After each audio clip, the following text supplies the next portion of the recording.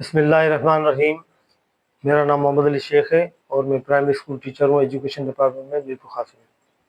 इस वीडियो बनाने का मकसद मेरा ये है कि ये जो पेंशन स्लॉट आपने सुनी होगी, बातें चल रही हैं और आपने नोटिफिकेशन भी देखे होंगे, तो आया कि ये ठीक नोटिफिकेशन है या फेक नोटिफिकेशन है। एक बात तो ये हो गई। दूसरी बात ये लोग कह रहे हैं कि भाई ये जो 2022 का इंक्रीज लगता है हमारा नेट पेंशन में 63.5%, इसको गवर्नमेंट ने घटा के 15% कर दिया है।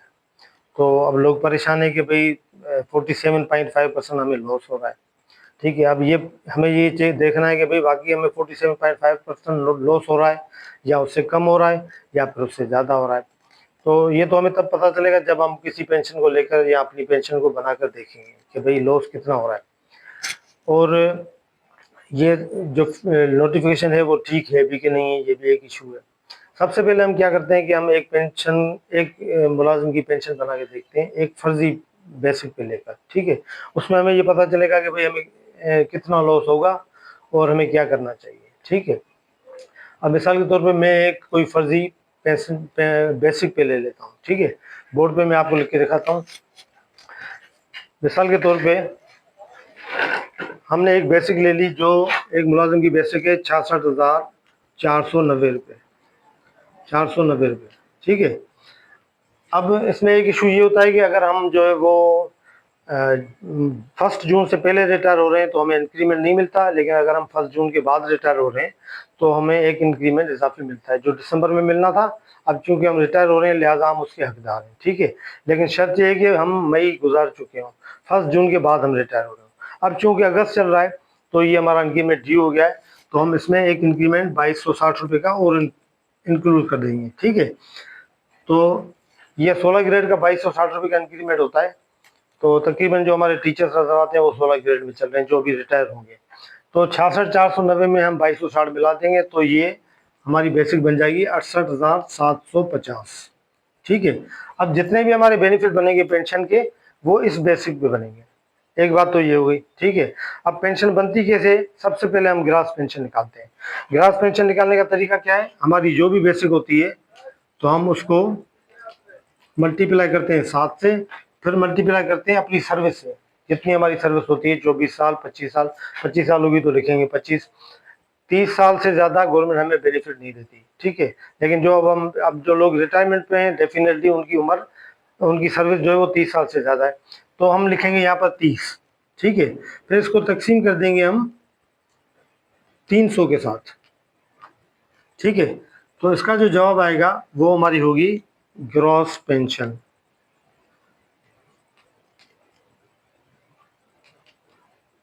ठीक है, तो ये ग्रास पेंशन इसकी अगर हम निकालेंगे ये कैलकुलेटर से कैलकुलेट करके, तो इसकी ग्रास पेंशन बनेगी 48,125 रुपये। ठीक है, ये हमारी ग्रास पेंशन होगी 48,125 रुपये।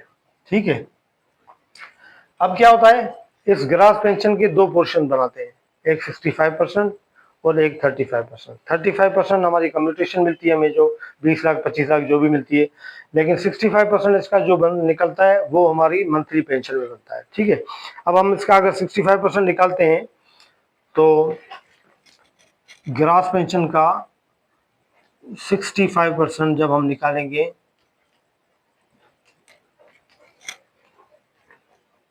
तो ये निकलेगा 31,281 रुपये, 31,281 रुपये 25 पैसे।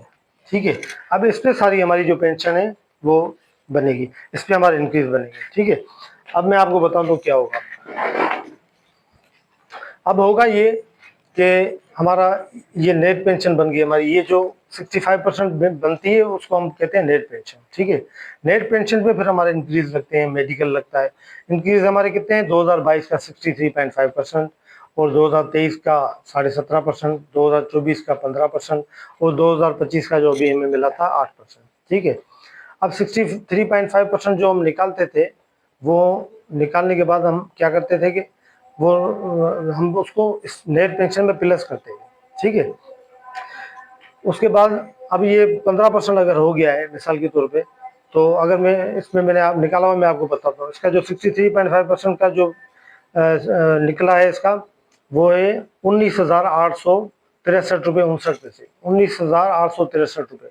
अगर हम 63.5% निकालते हैं 63.5%, लेकिन अगर 15% कर दिया गवर्नमेंट ने तो वो बनता है 4,692 रुपये। ठीक है, 19,863 रुपये पुराने हिसाब से और नए हिसाब से 4,692 रुपये। अब इसमें कितना लॉस हो गया? 15,171 रुपये का लॉस हो गया हमें। 15,171 रुपये का इस इंक्रीज में लॉस हो गया। अब क्या होता है, अब जब ये मिल गया हमें 63.5%, ये नेट पेंशन में प्लस किया जाता है। ठीक है, प्लस करके फिर हम जो दूसरा इंक्रीज हमारा निकलेगा 2023 का, उन दोनों को प्लस करके फिर निकलता है। अब जब हम दो फिगरों को इस नेट पेंशन के साथ 19,000 को मिलाएंगे तो रकम बड़ी हो जाएगी, लेकिन 15% के जो 4,000 निकल रहे हैं उसको मिलाएंगे तो वो छोटी हो जाएगी। यानी जो 17.5% हमारा 23 का निकलेगा वो भी हमारा कम हो जाएगा, फिगर कम होने की वजह से। फिर 2023 का जो भी निकला वो हम जो है इसमें प्लस करेंगे। उस तीनों रकमों को प्लस करने के बाद हम 2024 का 15% निकालेंगे, फिर 15% को भी उसमें प्लस कर देंगे तो उस पर हम 8% निकालेंगे। यानी ये जो प्लस की रकम प्लस होती हुई आ रही है, ये हमें हर जगह पे नुकसान देगी, क्योंकि पहले ही हमारा इंक्रीज 63.5% था, उसको जब कम कर दिया गया तो वो पीछे से रकम हमारी कम होती चली आई, प्लस होती हुई। तो लिहाजा हमें तकरीबन इंक्रीज में, पहले इंक्रीज में मैंने बताया आपको 15,171 रुपये, दूसरा जो 17.5% है उसमें 2,653 रुपये, तीसरा जो 15% है उसमें 2,673 रुपये, और 8% वाले में भी हमें 1,640 रुपये का लॉस होगा। तो ये इस बेसिक पे पर 68,750 बेसिक के ऊपर हमें जो टोटल लॉस होगा वो 22,140 रुपये का होगा, टोटल लॉस। ठीक है, अब ये तो थोड़ा मुश्किल फार्मूला होता है, तमाम काफ़ी लोग कर सकते हैं, काफ़ी लोग नहीं भी कर सकते। मैंने कुछ दिन पहले ग्रुप पे आपसे फार्मूला शेयर किया था कि आप अपनी स्कूल में बैठकर, अपने दफ्तर में बैठकर अपनी पेंशन को कैसे चेक कर सकते हैं, वो भी मैं आपको इधर दोबारा इस वीडियो में बता देता हूँ।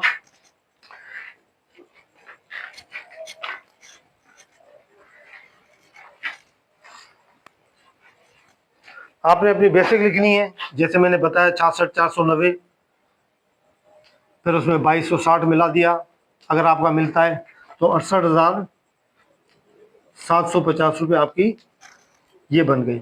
अब आपकी ये बन गई बेसिक, तो आपको खुद बनानी है। ठीक है, अब ये बेसिक जब आप बनाते हो, बेसिक को हमने लिखना है कैलकुलेटर में, ज़रब करना है हमने 119.9397 और तकसीम करना है 100 से। ठीक है, यहाँ आपकी पेंशन आ जाएगी, जो भी पेंशन होगी। ये बिल्कुल सिंपल फार्मूला मैंने बनाया आपके लिए, ये बिल्कुल सिंपल फार्मूला बनाया। ठीक है, ये तो है पुराने हिसाब से, लेकिन आप नए हिसाब से देखना चाहते हैं, फिर आप अपनी बेसिक को लिखेंगे 68,750 मल्टीप्लाई 87.73548 डिवाइड 100। जब ये आप लिखेंगे कैलकुलेटर पे तो ये आपकी आ जाएगी, ये आपकी पेंशन निकल आएगी। फिर आप इन दोनों को माइनस करके ये चेक कर सकते हैं कि आपकी पेंशन में कितना फर्क आता है। ये सिंपल फार्मूला एक आम बंदे के लिए, एक आम मुलाजिम के लिए मैंने दिया, जो पेंशन रूल को समझता नहीं है या निकाल नहीं सकता, या उसके पास कोई ऐसा ऑप्शन नहीं है जो किसी से निकलवा सके। तो ये एक छोटा सा फार्मूला पुरानी पेंशन के लिए, ये फार्मूला नई पेंशन के लिए। ये 2-3 फिगरें आपको कैलकुलेटर में बिल्कुल इसी तरह लिखनी है। ठीक है, अब ये क्लियर हो गया। अब मसला ये है कि ये नोटिफिकेशन ठीक है या नहीं है। भाई देखें, मेरी निगाह में तो ये नोटिफिकेशन मुझे फेक लग रहा है। ठीक है, अब तक मेरे अलावा कोई ये बात नहीं कह रहा कि फेक है, तकरीबन लोग कह रहे हैं कि ये सही है, और ये बात आ भी रहेगी, बाकी हो सकता है कि ये ठीक हो, लेकिन मुझे ये लग रहा है कि ये फेक है। क्योंकि जो एक और नोटिफिकेशन चल रहा है जिसमें बेस लाइन पेंशन की बात की गई है, उसमें क्या उन्होंने लिखा है गवर्नमेंट ने कि हमारी जो आखिरी 24 हमने बेसिक पे ली होंगी, आखिरी तनख्वाहें 24, उनको जमा करके फिर उनको 24 से डिवाइड किया जाएगा। फिर जो भी हमारी जवाब आएगा वो हमारी पेंशनेबल, जो वो ग्रॉस पेंशन, वो बेसिक बनेगी। ठीक है, फिर उसमें हम जो ये जो इंक्रीमेंट हम शामिल कर रहे हैं वो भी बाद में शामिल होगा। आखिरी हमारी 24 महीने की जो बेसिक होगी उन सबको जमा करके डिवाइड 24 से करेंगे, फिर जो जवाब आएगा वो बेसिक कहलाएगी, हमारी बेस लाइन बेसिक। ठीक है, फिर उसको इसी तरह नेट पेंशन निकालेंगे हम, उसमें से ग्रॉस पेंशन, फिर नेट पेंशन निकालेंगे, फिर इसी तरह उसमें इंक्रीज लगेंगे।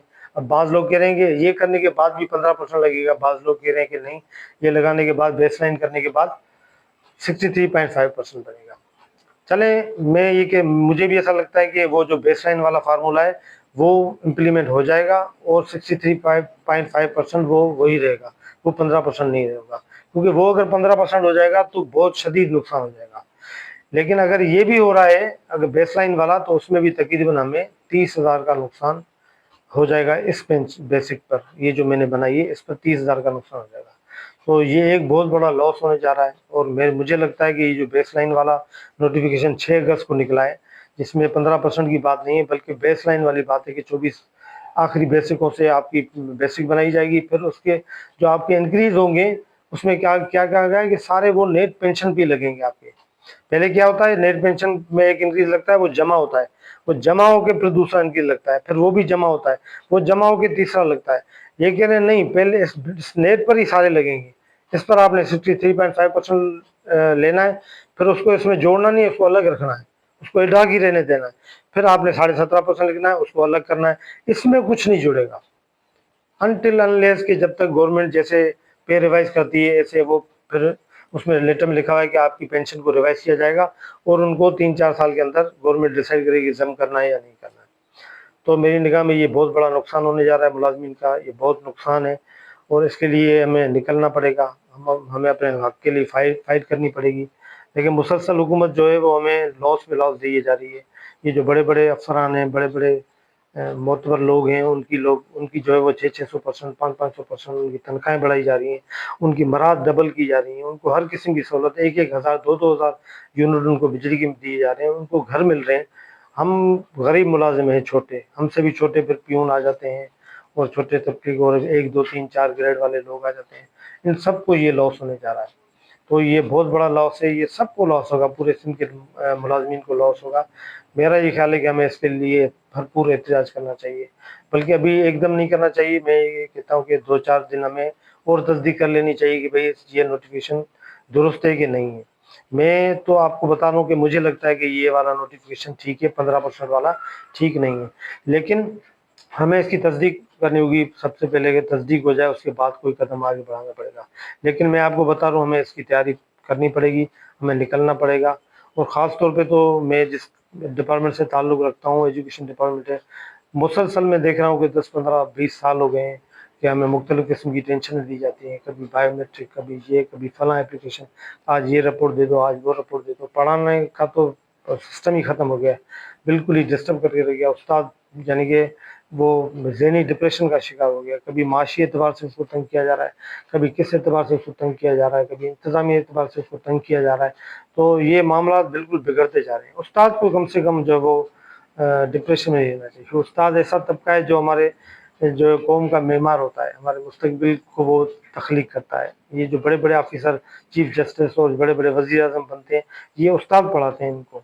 तो उस्ताद को कम से कम इस माशरे में मैं कहता हूँ कि इतना रिलीफ होना चाहिए कि उस्ताद को माशी डिप्रेशन नहीं हो, उसको जो है वो उसको उसकी तवज्जो सिर्फ पढ़ाई पर होनी चाहिए। उस्ताद इतना नाजुक काम करता है, उसको इस तरह की परेशानियाँ देकर उस्ताद के काम को ख़राब किया जा रहा है। मुझे लगता है ये तालीमी निज़ाम बिल्कुल तबाह किया जा रहा है। ये इस्लाहत जो है वो इस्लाहत नहीं है, ये बिल्कुल तबाही की तरफ हमें ले जाया जा रहा है। आप जो वो आस्ता-आस्ता इस्लाहत की कर दी जाए। भाई किसी के आप जो 40% तनख्वाह में से या पेंशन में से काट दोगे, वो तो एकदम ज़मीन पे आ जाएगा। भाई लोग मर जाएँगे, मैं कह रहा हूँ ये इसकी डिप्रेशन से मर जाएँगे लोग।